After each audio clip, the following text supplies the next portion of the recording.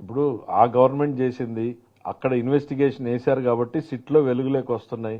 చెల్లెలు కన్ఫర్మ్ చేసింది, అవును నిజమే, ఇవన్నీ కూడాను ట్యాపింగ్ జరిగింది, నా అనుచరుల్ని బెదిరించారు, నా దగ్గరికి రాకుండా, ఇవన్నీ ఏం చూపిస్తున్నాయి అనంటే మనిషి యొక్క అభద్రతా భావాన్ని సూచిస్తాయి.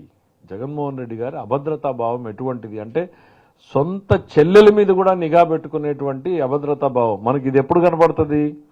ఢిల్లీ పాలించినటువంటి సుల్తానుల టైంలో కనపడుతుంది. ఈ కుటుంబంలోనే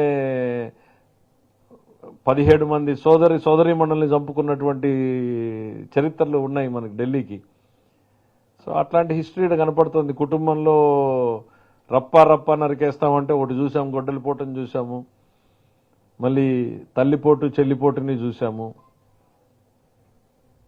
సో ఇవన్నీ కూడా పార్ట్ ఆఫ్ హిస్ హిస్టరీ. ఆయన అభద్రతా భావంలో నుంచి వస్తున్నటువంటి ఆలోచనలు ఇవన్నీ. ఏమైతే మాకు అట్లాంటి ఆలోచనలు ఏముండవు.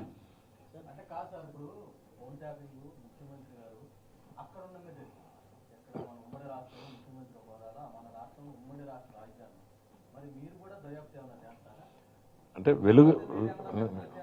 అది కాదు, వెలుగులోకి రానియండి. ఇప్పుడు ఆ ప్రభుత్వం వెలుగులోకి తీసుకొస్తుందో, సిట్ వేసింది, 8 నెలలు సంవత్సరం పాటు అమెరికాలో కూర్చున్నటువంటి వ్యక్తిని కూడా లుకౌట్ నోటీసులు పెట్టి పిలిపించింది. దాంతోనే మళ్ళీ కొత్త విషయాలన్నీ వెలుగులోకి వస్తున్నాయి.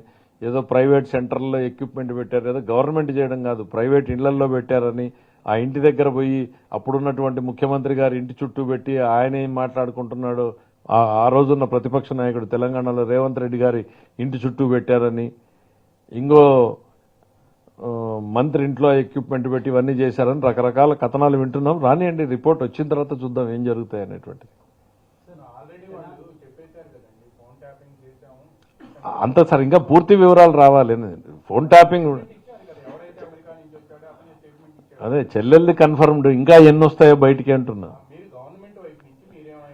చూద్దాం, అంటే ఫుల్ రిపోర్ట్ రానియండి. ఇప్పుడు మీ కథనాల ద్వారానే మేము కూడా తెలుసుకున్నాం. Let the total details come out. Appropriate టైంలో ఏం చేయాలో చూద్దాం దాని మీద.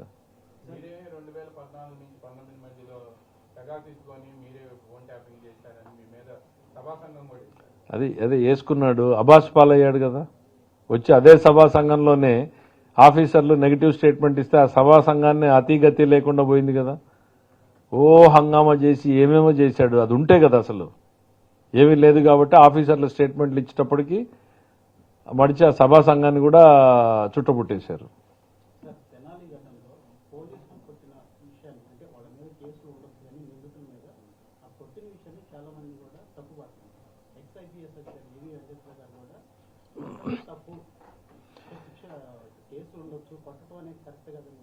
ఇది లాంగ్ డిబేట్. దాని మీద friendly police versus fear of police అనేటువంటి డిబేట్ అనేటువంటిది చాలా జరుగుతోంది. చాలా రిఫార్మ్ కమిటీస్లో కూడా డిస్కషన్ జరిగింది.